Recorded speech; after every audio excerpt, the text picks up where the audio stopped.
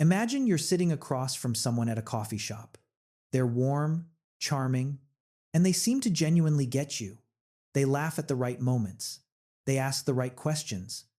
And somewhere in the conversation, without you even noticing, they've already decided exactly how they're going to take everything you have. You won't feel it happening. That's the whole point. There's a reason we picture con artists as shifty-eyed strangers in trench coats.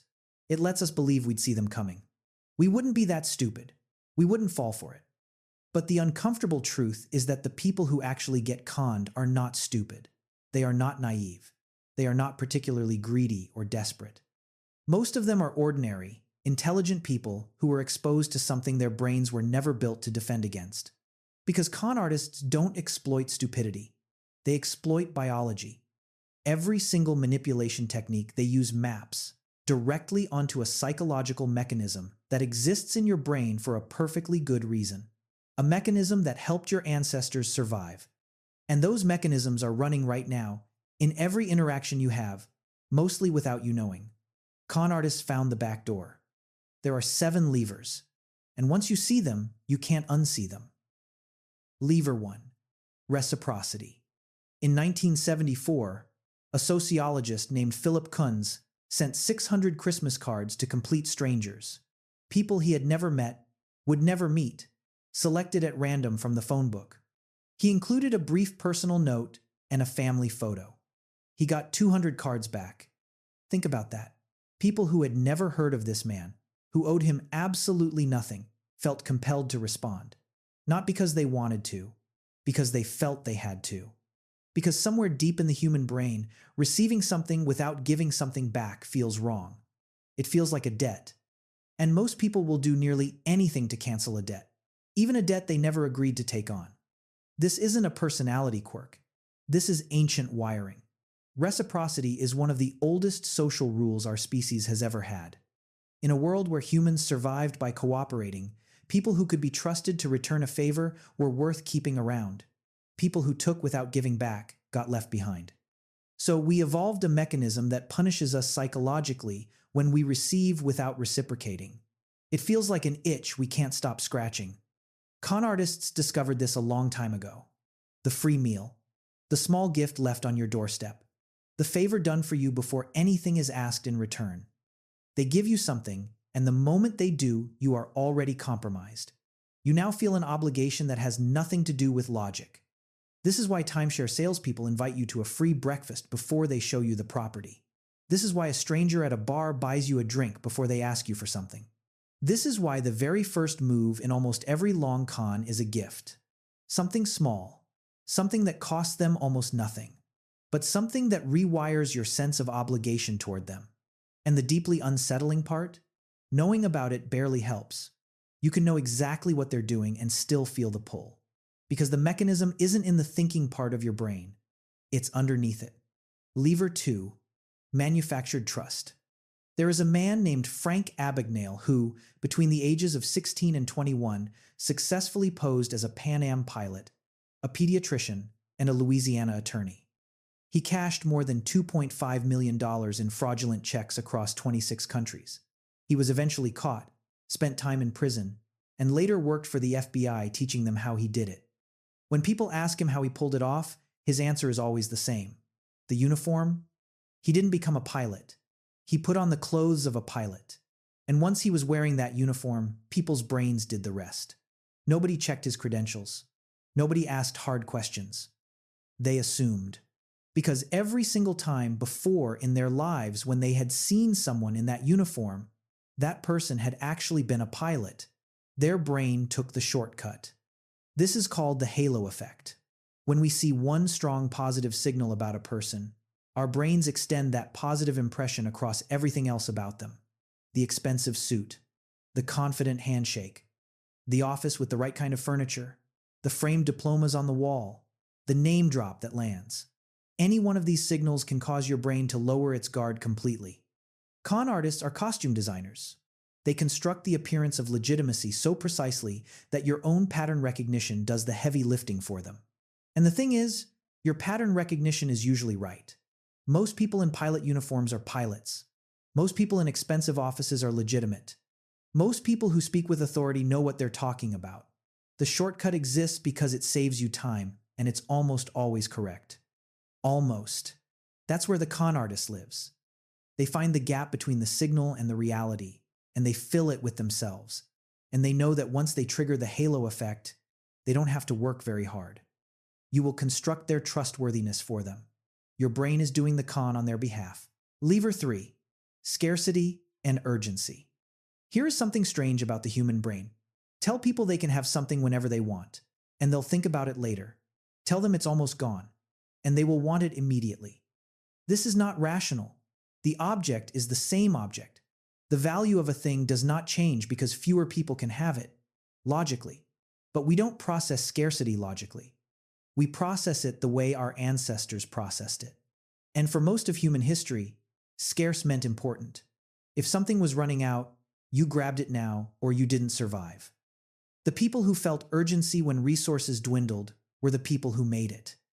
You are one of them, which means the urgency is in you, waiting to be triggered. Con artists and manipulators press this lever constantly, and they don't even try to hide it. Limited time offer. Only 3 left in stock. This deal expires at midnight. I have 2 other buyers looking at this right now. These phrases work because they are designed to move your thinking from the slow, deliberate part of your brain into the fast, reactive part. They are designed to make you stop analyzing and start deciding. And the moment you stop analyzing, they have won. There's a specific technique called the now or never close that salespeople are explicitly trained to use in closing calls. You present the offer, you make it attractive, and then, when the person shows interest but wants to think about it, you tell them that this specific price or opportunity won't be there tomorrow. Not because it's true, because urgency kills deliberation. Every romance scam, every investment fraud, every fake emergency phone call from a grandchild in trouble follows the same structure. Get you feeling urgency. Get you feeling it now. Because a person who is thinking calmly is a person they cannot manipulate. The defense is brutal in its simplicity. Any deal that expires the moment you try to think about it is almost certainly a deal you don't want. Legitimate opportunities can wait long enough for you to make a rational decision. The ones that can't wait are the ones that need you not thinking clearly. Lever 4. Social proof. In 1969, a psychologist named Stanley Milgram sent people into New York City with a simple instruction. Stop on a busy sidewalk and look up at an empty sky. Not at anything, just up. Passers-by ignored the lone person looking up. Then Milgram added more people to the group. 5 people looking up at nothing. Now about 18% of passers-by stopped and looked up. 15 people staring at the sky. More than 40% of people walking past stopped and looked up. At nothing. At an empty sky. Because other people were looking. This is social proof. It is the mechanism by which we determine what is normal, what is safe, and what is worth paying attention to by watching what everyone else is doing. And like reciprocity, it is ancient and mostly useful. When you don't know whether something is dangerous, looking at how other people are reacting is often the fastest way to calibrate your response. If everyone is running, run. If everyone is calm, relax. In the modern world, this mechanism gets exploited constantly. The fake testimonials on the landing page, the manufactured crowd at a product launch, the Ponzi scheme that keeps recruiting because every existing investor tells their friends how well they're doing, and those friends tell their friends. Bernie Madoff's fund wasn't sold to strangers. It was sold to friends, family, community members, everyone who was already vouched for it. Social proof stacked on social proof, until billions of dollars had disappeared. What makes this lever particularly dangerous is that the more uncertain you feel about a situation, the more heavily you lean on social proof. Con artists specifically create situations of uncertainty and complexity. The investment strategy you don't quite understand, the legal situation that feels overwhelming, the medical information that's above your level. And then they say, don't worry. Thousands of other people have trusted us with this. Look at all these people who already said yes. And your brain does exactly what it's built to do. It looks at the crowd, and it follows. Lever 5. The foot in the door. This one is subtle, and it might be the most dangerous of all. In 1966, Two psychologists ran a study in California. They called homeowners and asked a small, simple favor. Would you let them put a tiny sign in your window supporting safe driving? Almost everyone said yes. Small ask. Easy to say yes. Who's against safe driving? 2 weeks later, they called a different group of homeowners and asked a much bigger favor. Would you let them plant a large, ugly billboard in your front yard? This was a significant imposition. Among people who had never been called before, only 17% agreed. But among the people who had said yes to the window sign 2 weeks earlier, 76% said yes to the billboard. One small yes had changed everything about how those people saw themselves. They had agreed to the safe driving thing. They were now people who cared about safe driving. They had a self-image to protect. And when the bigger ask came, saying no felt like a contradiction of who they had already decided they were. Con artists use this with surgical precision. They don't start with the big ask. They never start with the big ask. They start with something tiny, something you'd feel almost foolish refusing. Fill out a short survey, take a free sample, attend a single information session, come to one meeting. Just try it once. Each yes makes the next yes easier. Not because they're wearing you down, because each yes changes how you think about yourself. You are now someone who does this. You are now someone who believes in this. And the self you've constructed through a chain of small yeses is a self that can't say no to the bigger yeses without feeling like a fraud. This is the backbone of cult recruitment. This is how multi-level marketing companies get people to drain their savings. This is how investment fraud takes everything instead of just some things. The mark is never confronted with the full picture on day one. They are walked through a series of small doors, each one reasonable on its own, until they are standing somewhere they never would have agreed to go if you had shown them the map at the beginning. Lever 6. Emotional flooding. Here's what your brain actually does when it's afraid, or excited, or grieving, or in love. It shuts down the parts responsible for rational analysis, not metaphorically. The prefrontal cortex, which handles critical thinking and long-term consequence assessment, gets taken offline by the emotional centers of the brain.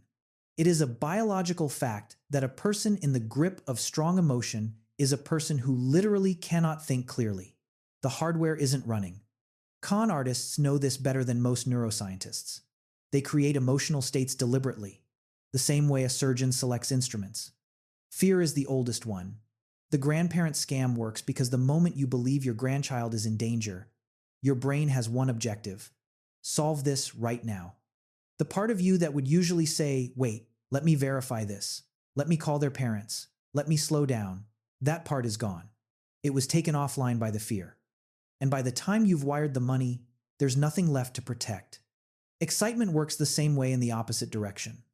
The investment opportunity, that sounds like it changes everything.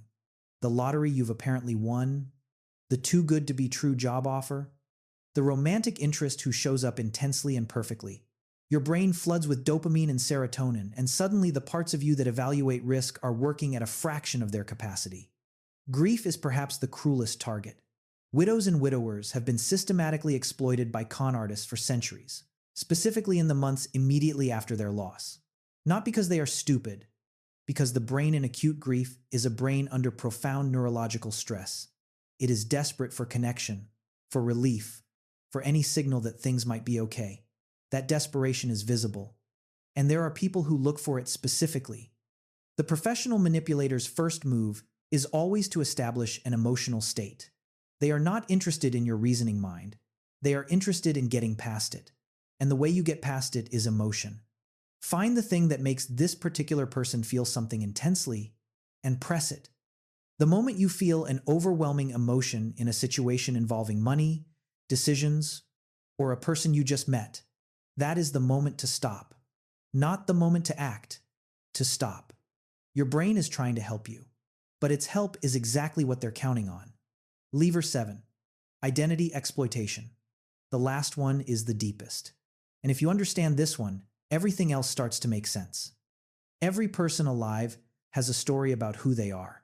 Generous, smart, a good parent, someone who protects their family, someone who doesn't get fooled, someone who knows a good deal when they see one, someone who always comes through for their friends. These stories are not just descriptions. They are things we defend. We make decisions not just based on what we want, but based on what's consistent with who we believe ourselves to be. Con artists learn your story and then reflect it back to you. They do it through listening, not real listening, strategic listening. They ask questions and they pay close attention to which answers you deliver with energy. What makes your voice pick up? What makes you sit forward? What kind of person you're clearly trying to be seen as? And then, slowly and carefully, they construct a version of the opportunity, the request, the scheme that makes saying yes the obvious choice for someone like you. A person who sees themselves as financially savvy is not sold a scam. They're sold an exclusive opportunity that only someone with financial intelligence would recognize. A person who values loyalty to family is not asked to hand over money. They're told that this investment is how they protect their children's future. A generous person is not manipulated. They are given a chance to be the hero of someone else's story. This is why con artists frequently target people who are particularly confident. People who believe they are the type who can't be fooled are often the easiest to fool, because they've already ruled out the possibility. Their own identity works against them. The mark doesn't feel like they're being deceived. They feel like they're finally being understood. Finally, someone who gets them. Finally, an opportunity that fits who they really are. The con artist has handed them a mirror, and the mark has fallen in love with the reflection. What do you do with this? Here's what's important to understand. Knowing these 7 levers does not make you immune. That is not how any of this works. These mechanisms are not bugs in your psychology. They are features. Reciprocity makes relationships possible. Trust shortcuts make daily life navigable. Urgency keeps you from deliberating forever when you need to act. Social proof helps you figure out what's normal in unfamiliar situations. Commitment keeps you from abandoning things at the first sign of difficulty. Emotion connects you to other people and to what matters. And your sense of identity gives you the consistency to be someone others can rely on. The system is not broken. The system is being exploited. What you can do is learn to recognize the moments when multiple levers are being pressed at the same time, because that is the tell. A legitimate transaction rarely needs to make you feel obligated and rushed and socially validated and emotionally flooded all at once. When all of those things are happening together, you are not being sold something. You are being worked. Pause. That's it. That's the whole defense. Not suspicion of everyone. Not distrust of the world. Just pause. The most powerful thing you can say in any high-pressure situation is, "I need to think about this, and I will get back to you." A legitimate offer survives that sentence. A con does not. The people who designed the techniques described in this video are not smarter than you. They are not better at reading people than you are. They have simply spent an enormous amount of time learning where the doors in your brain are. And they knock. Now you know where the doors are too.